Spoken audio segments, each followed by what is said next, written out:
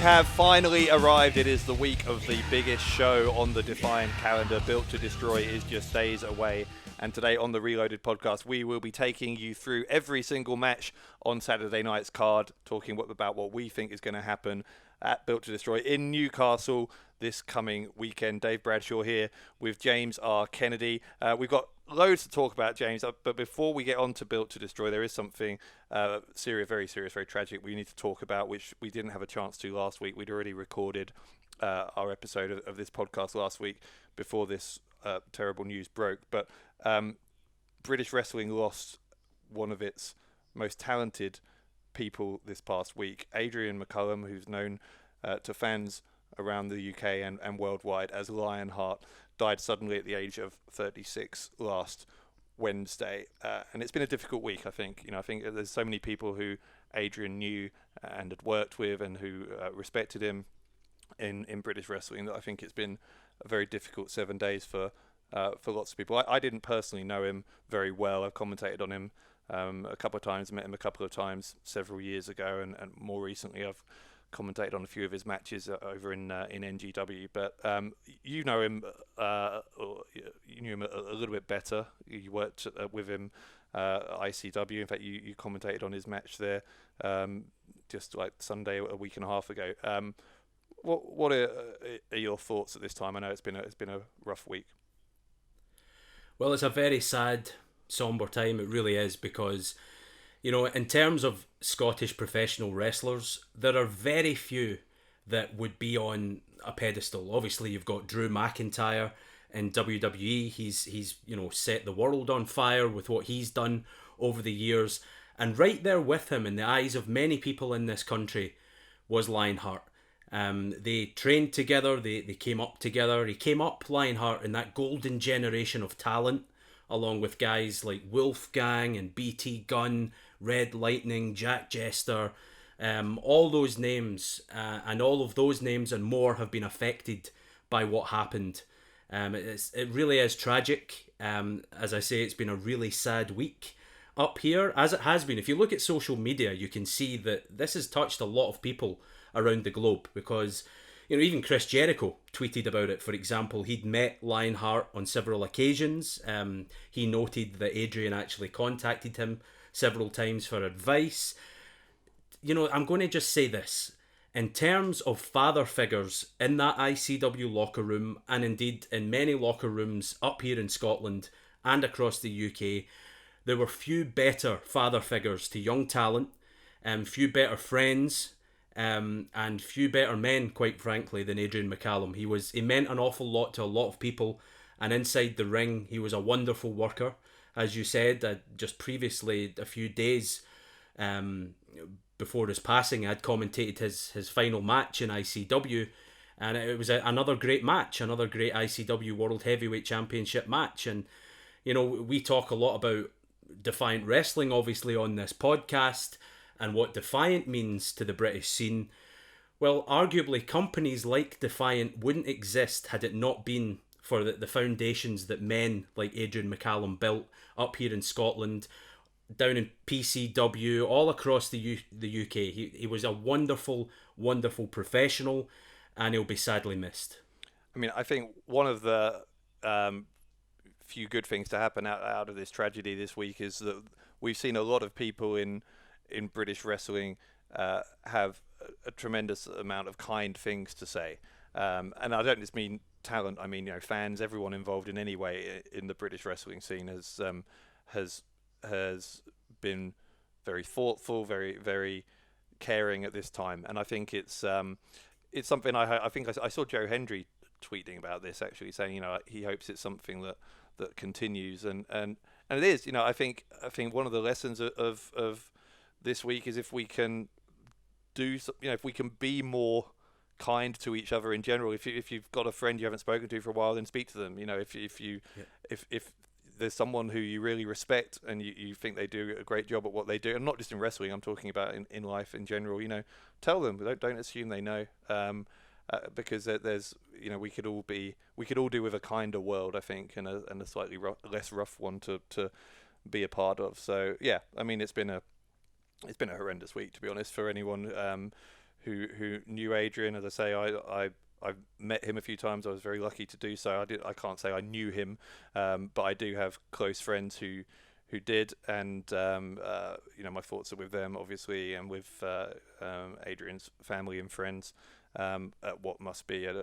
Just words can't describe what kind of horrendous time this must have been and is continuing to be. So, it's just an awful time. But we're thinking of everyone who's involved and remembering, as you say, the legacy of a man who was really instrumental, really pioneering in what is now a golden age in British wrestling, but he's one of the people who made it so. All right, well, let's move on from that, and we are going to turn our attention to what's going on in Defiant, which is, of course, the main purpose of this podcast, and it is an exciting week in Defiant because it's the biggest show of the year, as we said, Built to Destroy. It has all been building to this 7 huge matches streaming live all around the world from 7 o'clock UK time, Saturday night on Access Defiant. And none of them are bigger, of course, than our main event. The Defiant World Championship is on the line. Rampage taking on the winner of this year's No Regrets Rumble, the product David Starr, with the world title on the line. It's a match that's happened before, happened at Unstoppable earlier in the year. Rampage was victorious then. A lot has changed since then, both for Rampage and for Starr. So let's talk about that a little bit. We've touched on it in the previous few weeks as well. Obviously, Rampage, first of all, the main thing that's changed is that he is now allied with Rory Coyle. Although, apparently, given that Starr defeated Coyle with Rampage's own pile driver loaded on Sunday night, supposedly Coyle will stay away from the match on Sunday and let it be a straight one-on-one fight. What do you think about how Rampage has changed because of Coyle, and do you believe that he'll stay away? Well, as we've said many times on this podcast, there's something about Rory Coyle. This man has this omnipresence about him, and even if he's not there in body, at ringside, at Built to Destroy for this championship match, you have to believe that Rory Coyle will find a way to be there in spirit, and that is arguably creepier. You know, I'm going to say this, Dave. It was so impressive of David Starr to defeat Rory Coyle in that video store massacre match on Loaded. Starr is a Star reborn, and that is a pun that I intend, because since he won that No Regrets Rumble, he has taken that Nearly Man nickname that I've given him, he shoved it in my face and all the doubters, because he is now the #1 contender, going head to head with Rampage for that championship. The kicker, however, as you touched on, this isn't the same Rampage we saw in February Unstoppable. Rory Coyle has changed the champion, arguably for the worse, or, if you're Rampage, for the better, because this is a souped up, fired up champion who will do anything it takes to hold on to that championship. This is going to be the biggest fight, and I'm going to use that word because it's exactly what it's going to be, the biggest fight of David Starr's career. If he wants to take that championship from Rampage, he is going to have to do things that are deplorable in my mind. I mean, I don't want to retread old ground too much in terms of Rampage, because we have talked about at some length in the past about how Rampage has changed since he's been allied with Rory Coyle. But what we haven't really talked about is how David Starr has changed, because I do think David Starr, after some of his recent defeats in Defiant, particularly because he's being very successful and very widely talked about in the independent wrestling world in general at the moment, I think it has always bugged David Starr that his Defiant record is not quite what his record is in some of the other places he competes.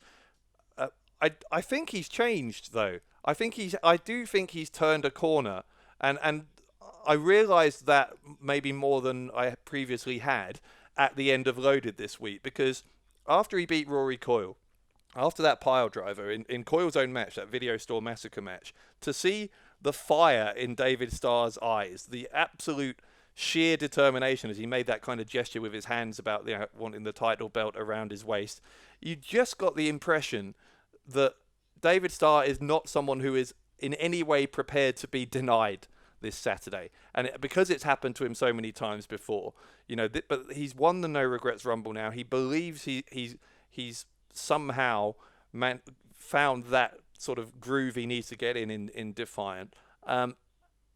As hard as it is to imagine, because it's always hard to imagine a way that Rampage ends up losing, with or without Rory Coyle physically there in his corner, I'm at a point now with Starr where I find it hard to imagine how anyone is going to pin David Starr's shoulders to the mat for 3 seconds or make him submit. I genuinely think that he would have to stop. He'd have to stop being conscious. You know what I mean? Before he would allow that to happen to himself this Saturday.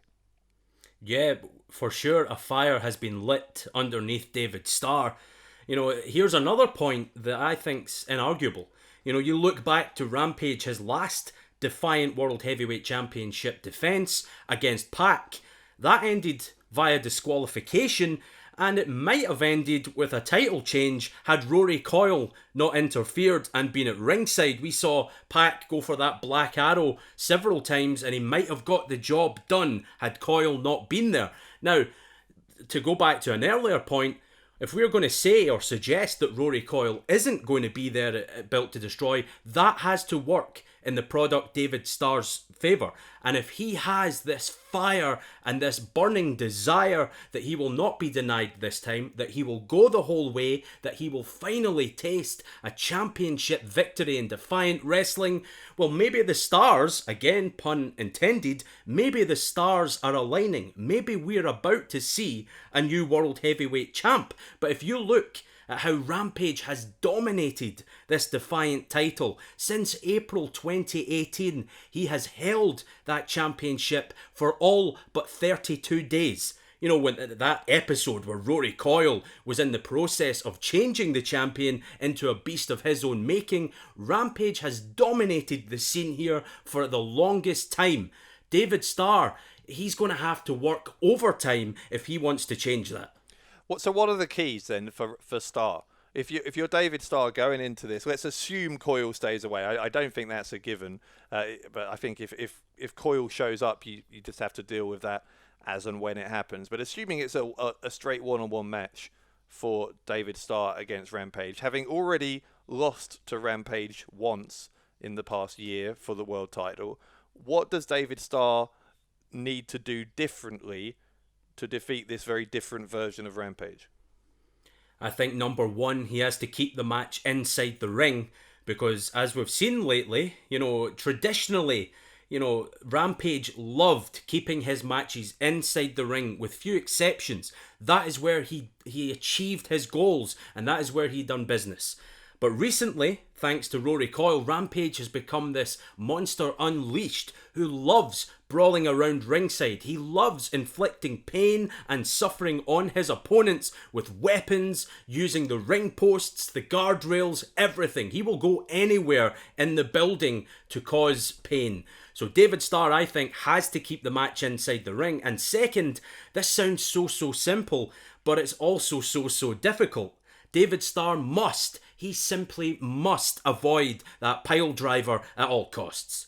Do you think if this match goes a long time, if it goes over 20 minutes, say, does that favour Starr? I mean, I wonder whether, if you're David Starr, you've got an absolute beast of an opponent in there, just a sheer total powerhouse in Rampage. Do you just have to accept that you're going to take a beating, but if you can weather that storm, if you can somehow hang in there, somehow still be going at him 20 minutes in, then maybe he tires in a way that Starr won't?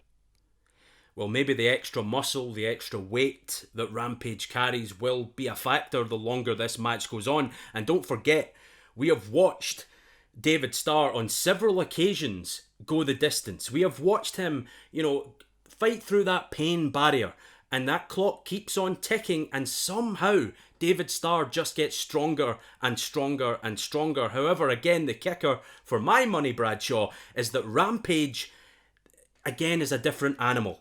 Rampage has this extra 10, maybe 20, 30%, this extra life that has been breathed into him by Rory Coyle's, maniacal behaviour and his almost supernatural intangible qualities. So, You know, in terms of Rampage before, maybe the weight would have come into it. But this is a steam train of a champion. And as I say, this is just going to be the fight of David Starr's life. Yeah, see, this is my problem. The reason I asked that question is I actually, it sounds logically correct that the bigger man would tire over time. But Rampage, his conditioning is so great that I think he has the kind of the stamina, the pace, 20 minutes into a match of a man half his size. And that's why I described him this week as almost invincible. And that's why, in many ways, because what is his weakness? You get another big guy, another heavyweight. You can say, yeah, they're incredibly powerful, but if you stick at it, if you do a bit of rope-a-dope, you can catch them after a while. I don't know if you can with Rampage, and that's one of the reasons that even before Coil, that Rampage had been champion for the better part of a year, or almost entirely a year, and it's because whenever you think he's out, whenever you count him out, there's been times over that year, and we've talked about this many times, where we've been in the middle of a match and thought, oh, Rampage is done, we've got a new champion. We saw that against John Klinger, saw it a couple of times against Gabriel Kidd. We've seen all this. And yet, every time Rampage came back, and the reason for that, I think, is because of that conditioning. He combines that conditioning with that power. If he hits you with a power slam, say, 20 minutes into a match, it has every bit as much force behind it, every bit as much impact as it would in the first minute. He doesn't tire. The man's a machine. And one thing that stands out as well, and this is, just to complement your point, I remember watching Rampage one-on-one with Austin Aries, a very similarly sized athlete to David Starr, a much smaller man physically than Rampage. And Austin Aries, you could see his tactical approach was to try and run rings round the bigger man, hit him with quick strikes, come off the ropes, hit him hard, hit him fast, time and time again, not give Rampage any time to recover, and then suddenly, bang, spine buster out of nowhere, the entire complexion of the match changes, and Rampage is back on top. And that is what he brings to the table. I talk about David Starr getting stronger as the match goes on. Well, somehow, Rampage has the same kind of skill set. He has this unbelievable ability to just soak up all this damage and then hit you with something twice as hard. Now, interestingly, the last thing I want to say about this is going back to this match that Coyle had with Starr on Loaded this week, is that Coyle clearly was trying to get in Starr's head, no surprise there. But one of the ways he did that, if you saw, was with those various VHS tapes, right, that had things written on them. And among them I saw, for example, that it said 16 Karat Gold tournament was written on one of the tapes, which is a reference to that big tournament that he took part in where recently this year where he lost to Walter, which is something that another thing that Starr has struggled to overcome in his career. He lost to Walter again over in Ireland at OTT this past week. And so given that Starr still does have some personal demons to overcome in terms of things that he's frustrated about, his shortcomings as he sees them in his own career, if he's had another one recently, which he has, does that mean that going into another big match this weekend, this time in Defiant, this time with the World Championship on the line, against quite probably the best heavyweight in the world in Rampage, that Starr's sometimes perhaps slightly fragile self-confidence, I don't know if that's fair, but that's how it seems sometimes, might that be a factor? It could be. And listen, I don't need to tell you that for so many months now, I have called David Starr the nearly man, and that doesn't give me any pleasure. I know personally, David Starr has looked me in the eye and asked me, why are you calling me that? After all I've achieved around the world in professional wrestling, don't I deserve some respect? The answer is yes. David Starr deserves all the respect in the world, but the fact of the matter is, when push comes to the shove in Defiant Wrestling, apart from that No Regrets Rumble, which could have been a sea change, by the way, as we say, apart from that, David Starr has come up short. Now, all those scars that he has accrued throughout his time here in Defiant Wrestling, I think that we will see them heal one by one before our very eyes if he captures that Defiant World Heavyweight Championship. All that pain, all that misery, all that agony of defeat will wash away, and David Starr could be the new Defiant World Heavyweight Champion. He has to use past defeats and unhappiness, if you like, David Starr has to use that as motivation. It's the only way. So will he do it? And I know this is a hopeless question to ask because you never ever commit to a prediction. But who's going to win? What will the last shot of Built to Destroy be on Saturday night when we go off air? Which wrestler will it be holding that championship above their head? Well, I'm going to surprise you. And yes, more often than not, I do sit on the fence. It's a very, very comfortable place to be, mind you. But I'm going to pick a winner in this heavyweight championship match. And I'm going to have to go, even though I said that David Starr could become world heavyweight champion, I think the winner of this match is Rampage. I think he has David Starr's number, and because of what Rory Coyle has done, manipulating Rampage, changing him before our eyes, I think he's a more powerful force than before, and I think nobody, but nobody, can stop Rampage. Yeah, I hate to agree with you ever, but I kind of do. I think it's made me, as I say, it's given me pause for thought seeing that fire in David Starr's eyes as Loaded went off air this week. But you just look at the various factors working against him. How incredible Rampage is as an athlete that I've talked about. The fact that Rampage has beaten him before. We haven't talked about Coyle entering the match, but it's still a possibility. You know, Coyle has said that now that he's been defeated, that he would, if he was defeated in the main event of Loaded, that he wouldn't show up on Saturday night. Maybe that's true, but who knows? I think that there's just too many factors at play for anyone to bet their house on David Starr at the moment. I hope I'm wrong, but yeah, if you're gonna go all in on someone, I think you go all in on Rampage probably. As much as that's an unfortunate thing to have to say, but we'll see. You can see it live, of course, streaming all around the world on Access Defiant at access.wearedefiant.com from 7 o'clock UK time this Saturday evening. There are still some tickets available as well if you'd like to join us live for Built to Destroy in Newcastle upon Tyne. wearedefiant.com/tickets if you would like to be there with us. There is plenty to see on Saturday night other than the main event, that world title match. In terms of the women's division, the richest prize in the women's division is on the line, as well as Lizzie Styles, the one-woman army, goes up against Lana Austin one more time, but this time a last woman standing match. They will compete with no rules, no disqualification, until one of them is unable to answer the referee's count of 10. This could be brutal. Who has the advantage going into it? I will start, if you like, by saying that I think Lana Austin now does, because she has that pinfall victory over Lizzie Styles in a tag team match recently. That may just be what Austin needed to sway things in her favour, but no doubt you will disagree.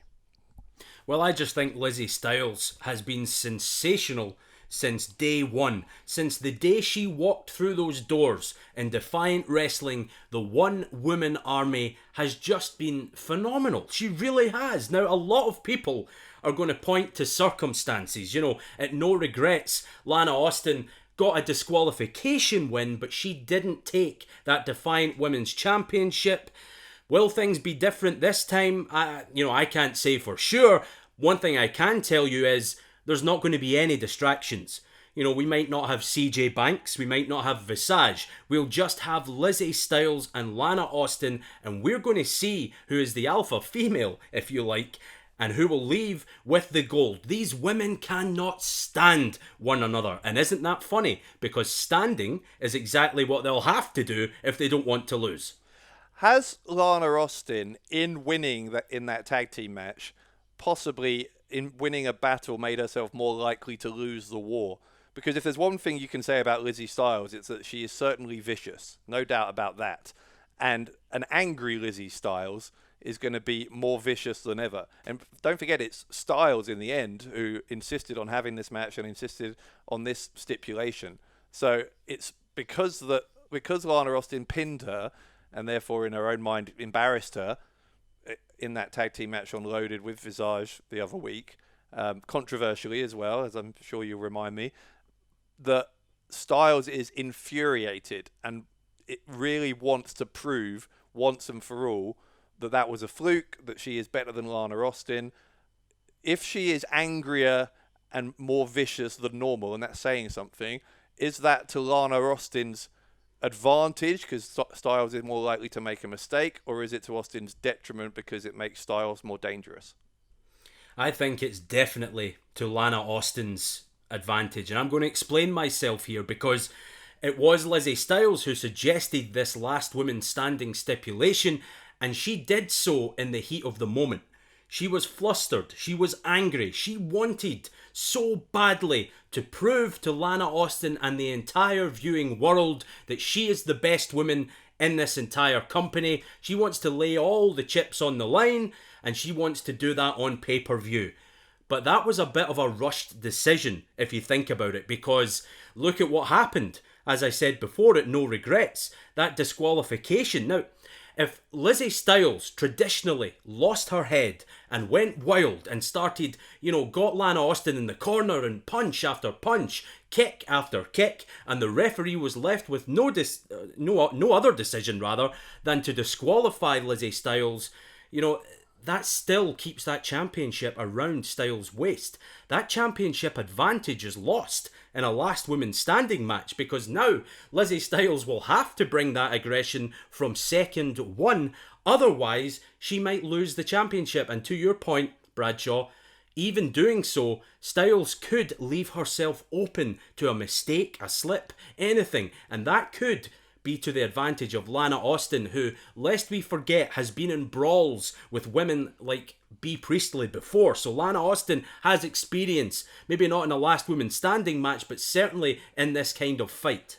But also, doesn't that... I think Styles' response to that would probably be to say, well, actually, yes, I could make a mistake. There could be some kind of fluke incident, but given the stipulation of the match, it's actually less likely that I lose because of a fluke. Right, to manage to roll someone up for 3 seconds is one thing, but to win a last woman standing match, you have to incapacitate your opponent for so long that they literally cannot get to their feet for a count of 10 from the referee. And so I don't think it's going to be decided by a small mistake or a small error. I think it's going to be decided purely by who is the more ruthless, who is prepared to go to a greater extreme to win the match when it comes to it. Who will take things to that next level? And that's the question I've been asking myself this week. Is I don't know, when push comes to shove, when it comes to how much pain are you prepared to inflict on an opponent in order to be the Defiant Women's Champion, which one of these two will go further? Well, Lana Austin must have so much rage and angst built up inside of her because, stunning Lana Austin, as we've said countless times, a credit to Defiant Wrestling's women's division. She's so popular with the fans. She's so popular with management. Everyone would view Lana Austin as a model professional, certainly in recent times.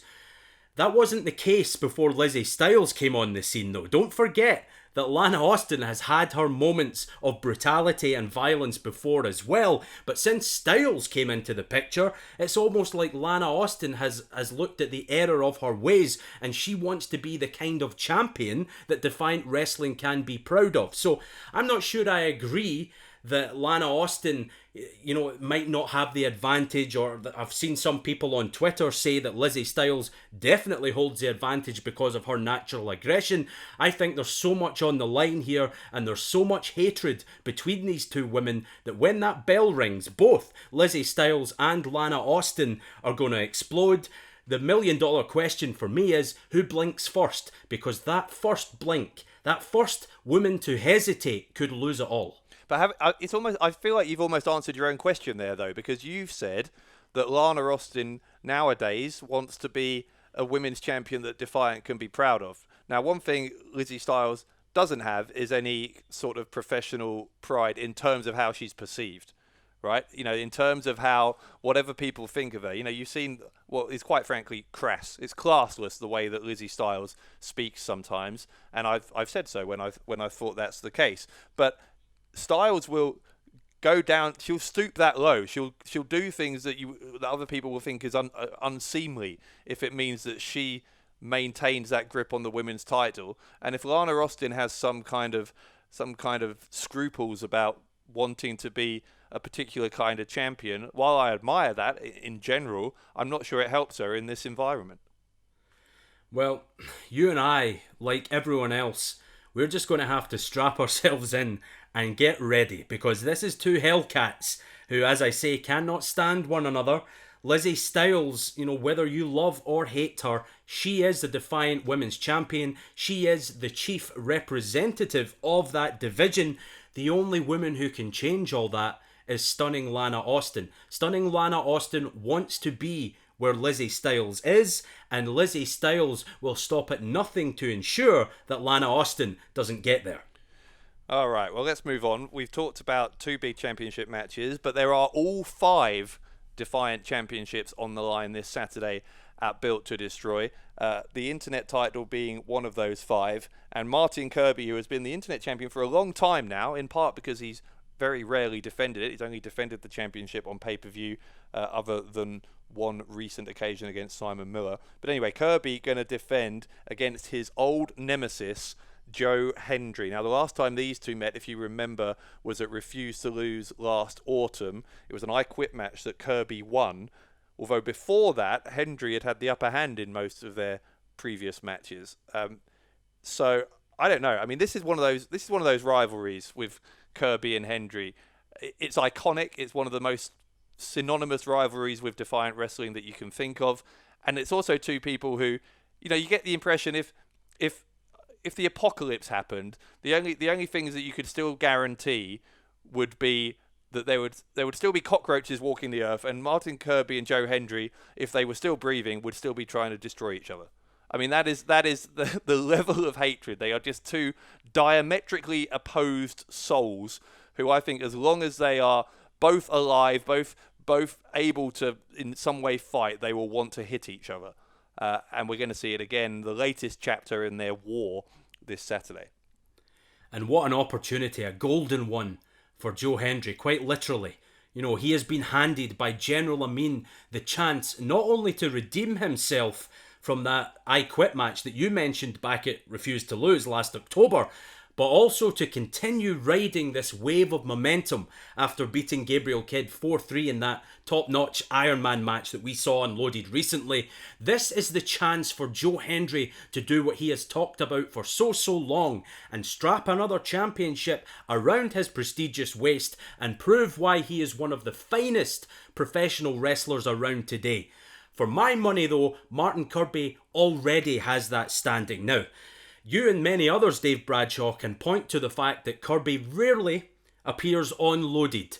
But check this out for a list. Since becoming Internet Champion, Martin Kirby has beaten Sean Custom, El Phantasmo, your pals Simon Miller and Benji, and all that comes after he'd already whipped Walter like some sort of Austrian schnitzel to win the thing. Martin Kirby has to be one of the most consistently overlooked and underrated athletes on the Defiant roster, and that just baffles me. Okay, so the man likes to appear on pay-per-view, but he is a box office attraction, and when it counts, Martin Kirby usually, if not always, comes up trumps. I cannot see past Kirby in this match. As much as I respect Joe Hendry, and that momentum may carry Hendry through, I think Martin Kirby's going to find a way, Dave. Does Kirby need to win? I'm going to ignore some of what you said there, which was factually inaccurate about Kirby's title reign. But does Kirby need to win this more than Hendry does? And that might sound like a weird thing to ask, given that last time these two competed, Kirby won. So he's already had a big marquee victory over Joe Hendry. But he has never taken, or rather, Hendry has taken a championship from Kirby before. He's taken the world championship from him. If Hendry were to take the Internet title, a second championship from Kirby, given that Hendry is a man who Kirby hates so much with every fibre of his being, if we get to a point where Joe Hendry is able to say, I took away the world title from you one time, I took away the Internet title another time, will that be more than Martin Kirby's somewhat fragile ego can handle? Well, Martin Kirby's so-called fragile ego must be in pretty good nick right about now, because he is the reigning champion, and unlike in that last woman standing match that we spoke about earlier between Lana Austin and Lizzie Styles, There is a definite championship advantage in this one. Now, I know what you're thinking. You're going to roll your eyes and say, oh, here we go. Kennedy's advocating that Martin Kirby take the cheap way out, the count out, the DQ loss. Maybe he'll turn up wrapped in bubble wrap again. That's not what I'm saying. All I'm saying is that's going to be in the back of Joe Hendry's mind. You know, this is very unlike that I Quit match that they had last October. There are rules here, and when it comes to those strict one-on-one matches inside the ring where rules count, I know you're going to laugh at this, Martin Kirby is second to none. Really? I think where there's rules, Martin Kirby has a disadvantage because he likes to break those rules. No, Martin Kirby is just a stand-up guy all round. When the referee is counting to 5 for a break, a rope break or something like that, usually if you watch it, Martin Kirby breaks on 1 or 2 because he realises that you should only punish your opponent when it's within the rules. Yeah, now you're just trolling me now. I mean, you don't honestly expect me to engage with that nonsense, do you? Well, seriously, it's true. It's not true. It is the exact opposite of true. There is absolutely not a shred of truth in what you just said. Let me ask you a more pertinent question that is in some way based in fact.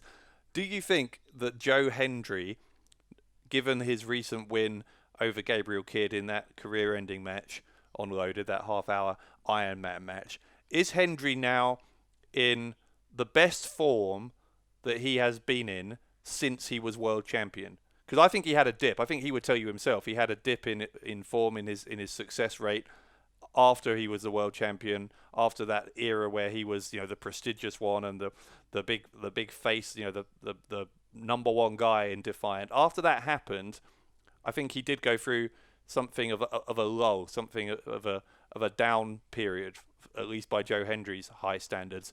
But when we see the Joe Hendry who defeated Gabriel Kidd in that Iron Man match, I think we're seeing the best version of Joe Hendry again. Yeah, no doubt about it. Joe Hendry in that Iron Man match was just world class. That was like a throwback to the days when Joe Hendry was Defiant World Heavyweight Champion. That was a throwback to when he competed in the Commonwealth Games for Team Scotland. That was a throwback to all those other amateur wrestling accomplishments and professional wrestling achievements that Joe Hendry has racked up over the past 5 or so years. Joe Hendry looked like he was at the top of his game. Physically, that's the best shape I've ever seen Hendry in. And you have to believe that come this Saturday at Built to Destroy, Hendry will be in even better shape than he was when he fought Gabriel Kidd. But again, I can't look past Martin Kirby because the guy always finds a way. Yeah, I mean, that is true. I will grant him that whenever the heat is on, particularly on pay-per-view, Martin Kirby does pick it up a notch, and he has found a way to take victory from the jaws of defeat on a number of occasions. So we'll see. I think, but regardless, I mean, just the chance to see Martin Kirby and Joe Hendry go at it any day of the week, I would happily watch that, because it's just it is always something to behold when these two lock up. So we will see it again, the latest chapter, as we say, in what seems like it will be an eternal war between these two on Saturday at Built to Destroy. Let's keep this moving along. We've got 4 more matches to talk about for Saturday's show. This is interesting now. Simon Miller and Nathan Cruz.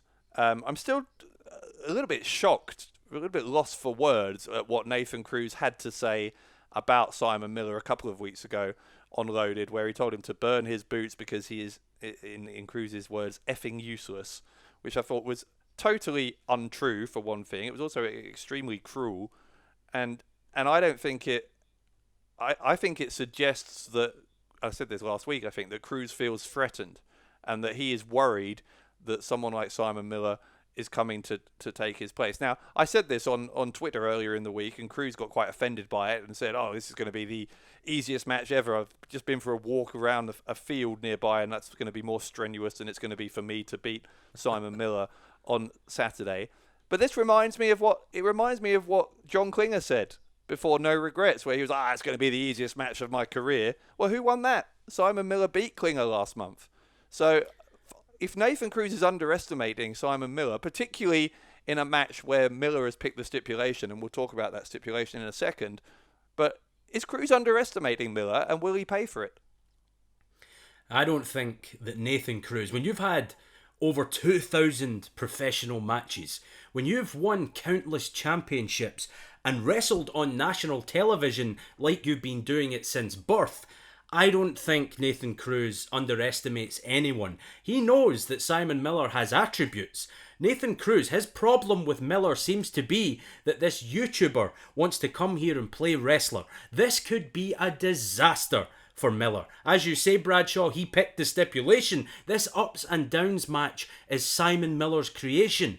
What if combining his love for professional wrestling and YouTube doesn't work? What if Nathan Cruz, as I'd fully expect, thrashes Simon, leaves him in a pool of his own blood, and shatters his hopes of someday becoming that elite level wrestler that Miller so desperately wants to be?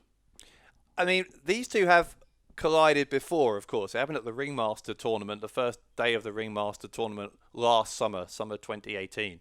And it happened just 24 hours before Miller was injured. Miller was injured on the second day of that tournament, and that was that shoulder injury that then kept him out for 8 or 9 months. And so it's hard to gauge in many ways whether Miller has developed and how far he certainly developed, but how far he has developed in this past year, given that he was on the shelf for quite a long time. But I don't think the Simon Miller who lost to Nathan Cruz at the Ringmaster tournament would have been able to beat John Klinger, and yet we've just seen Miller beat Klinger. And so it's definitely the best version of Simon Miller we have yet seen. It's just whether he has improved sufficiently to be able to go toe-to-toe with someone like Nathan Cruz. And Cruz, for all of his bravado, did make a good point in his comments this week on Loaded, where he said, you know what, I've had many matches where it's a new stipulation, where I'm entering a match with different rules for the first time, and I've come out on top many times. I've followed Nathan Cruz's career very, very closely for the past 13 years, and that is absolutely true. He's been put in every kind of stipulation match you can imagine, and 9 times out of 10, 99 times out of 100, he rises to the occasion and beats it. So he's certainly not daunted by the stipulation here, this ups and downs match, where essentially it's almost like a 15-minute Iron Man match, except that to score a point, you either need to get a pinfall in the ring, which is a down, or throw your opponent over the top rope to the outside for an up. Either an up or a down gets you a point. The person with the most points after 15 minutes wins the match. That's the concept here. So it's a unique concept, a novel concept, but none of that is outside of Nathan Cruz's wheelhouse. You know, the pinfall obviously is what you would try and do in a normal wrestling match anyway, and throwing someone over the top is something that Nathan Cruz has done many times in his career as well. So there's no reason to think the stipulation bothers him. I think the biggest threat for Nathan Cruz, as I say, is that he's underestimating Simon. Listen, the only reason this match will last 15 minutes is because the stipulation says so. If this was a regular one-on-one match, there is no way that Simon Miller could last 15 minutes with the professional Nathan Cruz. That is just a fact of life. It's not even an insult to Simon Miller. Now, on the other hand, I'll grant you this. This is Simon's chance to prove he belongs. If he somehow picks up a victory, then I'll respect him. Until then, Dave, he's just another wannabe who's riding the coattails of proper wrestlers like Nathan Cruz. You said it. Nathan Cruz has been around for 13 years. That's almost a decade and a half. Simon Miller, apart from his time spent reviewing video games and appearing on YouTube with his ups and downs for What Culture and all the rest of it, he has been a professional wrestler for a mere cup of coffee. By comparison, this could be a massacre. If Nathan Cruz brings his A-game, which more often than not he does, it's just the way Nathan Cruz rolls. He's a professional. If Cruz brings his A-game on Saturday, then I fear for the future of Simon Miller's career, because psychologically, he could be about to become broken. Well, obviously you're saying Cruz is going to win the match then, which again is unusual for you to pick a winner, but let me allow you to get even further off the fence. Are you saying that Cruz will not only win this, but he'll win it by a cricket score, as we say? Like, it's going to be, 5 falls to 0, 10 falls to 0, some kind of score that's embarrassing for Simon Miller. At least 15 points.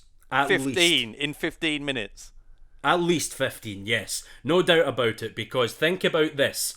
If Nathan Cruz hits any number of moves that he has in his arsenal, specifically if he concentrates on that shoulder which was injured before, or the head of Simon Miller, and knocks him for 6, he could rack up pinfall after pinfall, then pick Simon Miller up, dump him over the top rope, go outside the ring, inflict some more abuse, roll him in, pin him, pick him up, throw him over the top rope, and it goes on and on and on. This is Simon Miller's match. This match takes place in front of Simon Miller's people, his audience.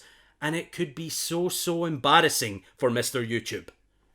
15-0 in 15 minutes. You are totally ridiculous. Speaking of ridiculous, your friends, the tag team champions. Let's talk about them. Yes, please. The South Coast Connection, Kelly Six and Ashley Dunn, who are somehow still our tag team champions. I say somehow, we know exactly how. It's because they cheat every time they get into the ring. They're going to go up against Benji and Visage. Now, that is not the partner who we initially thought Benji was likely to face SCC with. Obviously, he's been part of this team Renben with Connor Renshaw, and they had a chance a couple of weeks ago. If they had defeated SCC in a non-title match, then they would have had a title opportunity. Benji was unfairly disqualified after the referee was outwitted by SCC during that match, and Connor Renshaw afterwards completely snapped, attacked Benji.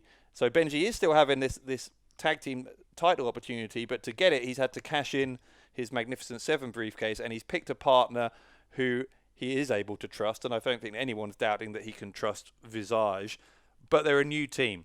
Benji and Visage have very rarely teamed together, certainly not as much as SCC have. Does that mean that the tag team champions are the more likely to climb that ladder, grab those championships, and somehow prolong this excruciating tag team title reign? It is so unbelievably unfair that Benji was the one who effectively made this a ladder match and picked Visage as his partner and said, I'm challenging for the tag team championships. General Amin should have been the one to make this a ladder match. I don't like it. How on earth will Kelly Six and Ashley Dunn be able to show resourcefulness in a situation like this? A situation whereby there are no rules. All you have to do is get that ladder, climb it, pull down the tag team championship belts rather. Now, I'll tell you one thing I did hear though, and this'll interest you. I read in the Wrestling Observer, and they reported it via Hello magazine, that the SCC received a call from none other than Edge and Christian over the weekend, wishing them luck. They gave the boys a few pointers. That must mean everything to the SCC. They are turning heads of some of the biggest tag team legends around, and this Saturday at Built to Destroy they will continue their legacy, and they will shut up doubters like you who say they can only win by cheating, and they will put Benji and Visage in their place. Well, the ridiculousness of you expected me to believe that anyone from the Wrestling Observer would be talking to you is one thing, but let's talk about the rules. And you did almost let the mask slip there by saying that that SCC, and you nearly said it, are suddenly unable to cheat, right? So actually having rules in place, and actually, I think you've stumbled across a good point here, because having rules in place actually benefits SCC against someone like Benji, who has enough ethical nous about them not to want to break the rules. Well, that does give SCC an advantage when there's rules, right? Because they can take shortcuts and cut corners that their opponents can't if they're prepared to break the rules. Well, here there are no rules. There is no way that they can cheat, because the only rule is you climb the ladder, you grab the belts, and then you are the champions. And so, in a way, Benji has been incredibly smart by taking the rules away, because the only advantage that SCC have been able to rely on in all of their tag team title defenses so far is that those rules are there to be broken. And now with those rules completely absent, they're going to have to win the match on their own merits, and I'm not sure that's something they can do. Oh, please don't give that little mutt, that little tyke Benji any credit. If he had a good thought, it would be the last one. I can't believe that Visage is wasting all that potential that they have by teaming with Benji. Visage will be a singles champion at some point. They don't need to tag along with idiots like Benji. This would be an absolute travesty. Think of all those lost photo shoots, those lost magazine covers, those lost media opportunities that the SCC bring to the Defiant Tag Team Championships. They would all be out the window. I mean, what magazine is Benji going to be on the cover of? Dog Weekly? I think Benji would be an excellent poster boy for the Tag Team Championships. Don't you? Benji and Visage would be a tag team that would get people talking as champions. You can't deny that. No, listen, the only thing Benji's picture's good for is sticking on a dartboard. You are something else today, even by your standards. Goodness me. Well, we'll see. SCC, Benji and Visage, ladder match for the Defiant Tag Team Championships this Saturday at Built to Destroy.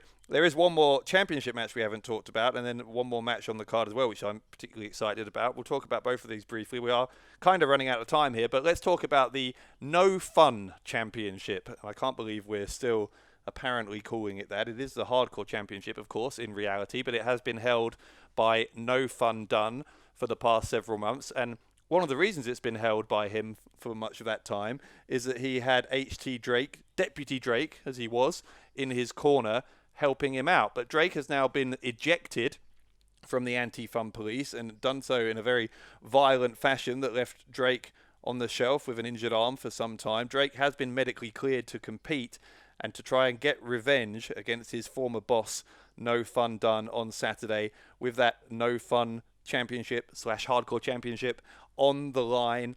Can Drake get it done? If you'll excuse, that wasn't a deliberate pun, but there we are. Can Drake win that championship against No Fun Done on Saturday? You know Drake better than anyone. Is this his moment? Well, this has been a very distressing situation, as I said on Loaded. For me, a guy who used to manage HT Drake, who saw the drive and ambition that he has to always improve his standing in the professional wrestling world. I've had several conversations with Drake over the past few months, and this whole situation has really got him down. Now, I'm going to temper that by saying that he cannot stand No Fun Done anymore. And being outside the anti-fun police has opened Drake's eyes to the opportunities that could create for him. Now that he's not held back, Drake's words, by what the anti-fun police deem fun and that includes using weapons, and that is why we have the No Fun Championship and not the Hardcore title. Now Drake can use weapons whenever he likes. Now I just worry that poor No Fun Done, a man who only tries to improve things around here, he could get blood all over that pretty face. We talk about photo shoot opportunities. This man, one of the most handsome creatures on the Defiant Wrestling roster. Sorry, by whose standards? What do you mean by whose standards? Who told you that No Fun Done is one of the most handsome... Anyway, whatever. Anyway, sorry, continue. No. Let's go back to this point. You're going to sit there and tell me that the well-coiffed haircut that No Fun Done has isn't worthy of being a poster boy. He is the man who has single-handedly changed the hardcore division into something better. I mean, you don't think Benji should be on a poster, but you think No Fun Done should be the man who is the antithesis of having a good time. You think that's the message we want to send out to Defiant fans, is it? Well, can you imagine No Fun Done standing there with his shades on, his hair all done, that pout on his face, that megaphone right up close to the camera, and the No Fun Championship around his waist? It's wonderful stuff. It sells itself. 8x10s would be flying out the window. Drake wants to cancel all those plans and take the No Fun Championship Good. I mean, thank God you don't work in our marketing department. I think I've had too much coffee today. I think you've had too much of something. I don't know what it is. But anyway, let's talk about the last match on the card that we haven't talked about. And it's last but certainly not least, because I think this is a dark horse pick to be one of the matches of the night. Man like DeReiss is going to compete against Lucky Kid. Lucky Kid, of course, returning to Defiant for the first time in several months since that sunglasses controversy with El Phantasmo and the restraining order and all of that messiness. Lucky Kid, fortunately, his legal representatives, if he has any, have been able to get that resolved with General Amin. He is going to be back. He's going to face man like Darius, who, of course, recently had a big victory in a triple threat match on Loaded to earn a spot on the Built to Destroy card. Lucky Kid will be the favourite based on his pedigree, based on his track record in European wrestling. He's won that 16 karat gold tournament that we were talking about with relation to David Starr earlier. Man like Darius, the much less experienced of the two, but this could be the signature win that really launches Darius' career into the stratosphere here in Defiant. If he can win, can he? Well, that's it. This is, as you said, a launching pad potentially for man like Darius, Mr. Cool, a guy who has connected with the Defiant Wrestling fan base and obviously connected with the management structure around here because General Amin was suitably impressed by Darius winning that big triple threat match against Carlos Romo, Sean Custom. That caught Amin's attention, and it's why Darius gets this chance to shine bright on pay-per-view. Now, Lucky Kid is one of the best young wrestlers in Europe today, and he's wanting, or I would say desperate, to move on from that restraining order business. That was a mess that's been cleaned up from a few months ago. Lucky Kid wants to move on from that, and there is no finer way to do that than winning on pay-per-view. I agree with you. This potentially, in amongst all these championship matches, grudge matches, last woman standing matches, everything going on, don't sleep on Lucky Kid versus man like Darius, because I believe that both these young men are part of a very, very bright future, not only for Defiant Wrestling, but European wrestling as a whole. All right, well, we will see. That is the card. We've been through every match that's been announced for you for Built to Destroy this Saturday. Again, you can see it wherever you are, streaming live all around the world from 7 o'clock UK time at access.wearedefiant.com. And, of course, if you are in Newcastle and still want to join us, wearedefiant.com/tickets. It's going to be a hell of an evening, a history-making night, all 5 championships on the line, among other things, at Built to Destroy this Saturday. I'm excited. Now, after that, it's our summer break, and I understand you have some, very quickly, some summer plans. You going on holiday or something? Well, I'm a man who likes to get around. I'm also a man who likes experiencing new things. And, I've been reliably informed that in southern France, they have some of the absolute best nudist beaches around. So That's what I'm going to be doing with my summer, hitting up those nudist beaches and showing everyone what James R. Kennedy has to offer. Goodness me, I'm sorry I asked. No one's going to know you're nude anyway, because if you take off your clothes, they're going to think you're just wearing a woolly jumper, the amount of hair you've got. What are you trying to suggest? Are you trying to suggest that I'm the kind of man who would rock onto a nudist beach in France without first waxing my entire body? Oh my God, you know what? I thoroughly regret even asking. This is a big mistake, and I apologise to our listeners for even asking you what your summer plans are. Let's ask you a different question. What's your Twitter handle? Your, God forbid, your Instagram. I don't know why anyone would want to look at photos of you after what you've just said, but go on. Well, I promise everyone that on my Twitter page and Instagram at Top Class Kennedy, when I do go on holiday several times, because I'm a very affluent rich man, when I do go on holiday, I promise that I will Photoshop Dave's face over any salacious bits that are in those nudist photographs. Wow. Well, I don't know whether to be flattered or well, I do. I'm horrified, not flattered, but thank you, I suppose. You can follow me on Twitter and Instagram. On Twitter, I'm at Dave Bradshaw. Instagram at Dave Bradshaw83. You can follow Defiant Wrestling, of course, at Defiant WRES, Defiant Res, on all social media, on Facebook, Instagram, Twitter.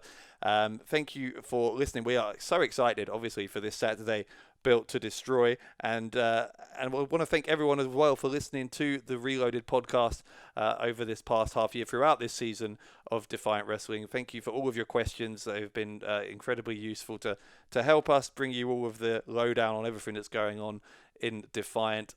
This is the last ReLoaded podcast of this season.